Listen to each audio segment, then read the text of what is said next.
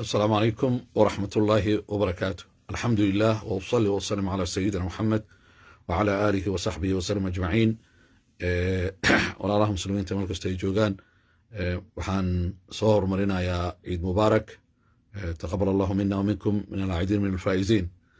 ciidda waxaa la filayaa maalinta axadda ama isniinta haddii oo sabtiga maqribkeeda bisha la arko maalinta axadda ciidda noqonaysaa sabtigana waa 29 haddii oo la arki waayo sabtiga axadda soo gelayso habeenkaasi axadda soo gelayso haddii la arki waayo marka ciidda waxay noqonaysaa axadda waa la dhammaystirayaa soddonka markaas ciidda waxay noqonaysaa maalinta isniinta hadduu ilaah yiraahdo.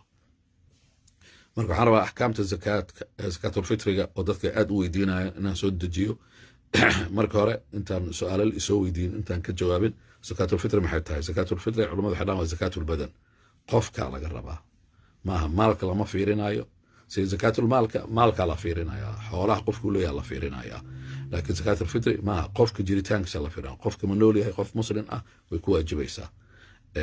marka rasuulka calayhi salaam wuxuu yiri ama xadiis ayaa wuxuu leeyahay farada rasuulullah sallallahu alayhi wasallam, nabigu wuxuu waajibiyey zakaatulfitr. yuu ku waajibiyey?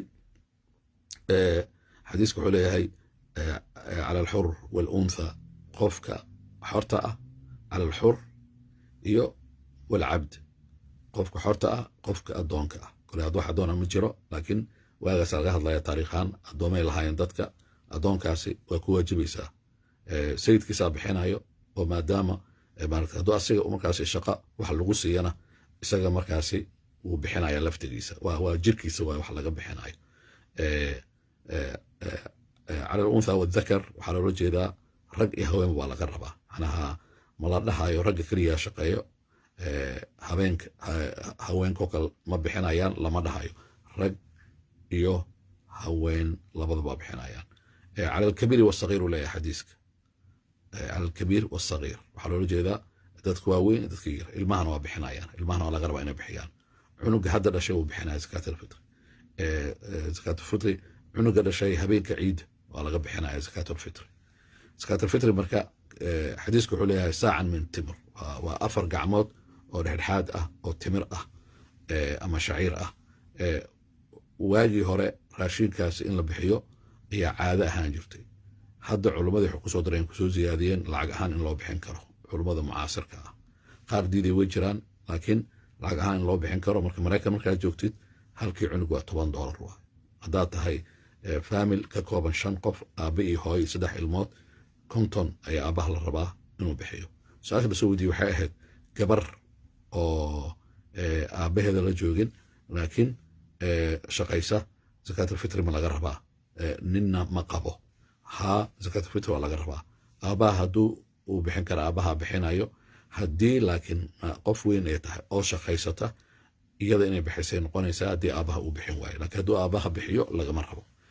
waxaa kaloo ka mid ah zakaatulfitri waddanka aan joogna annaga maraykanka oo kale, dadka jooga ma u diri karaan waddan kale oo ay culummo diidaa jirto.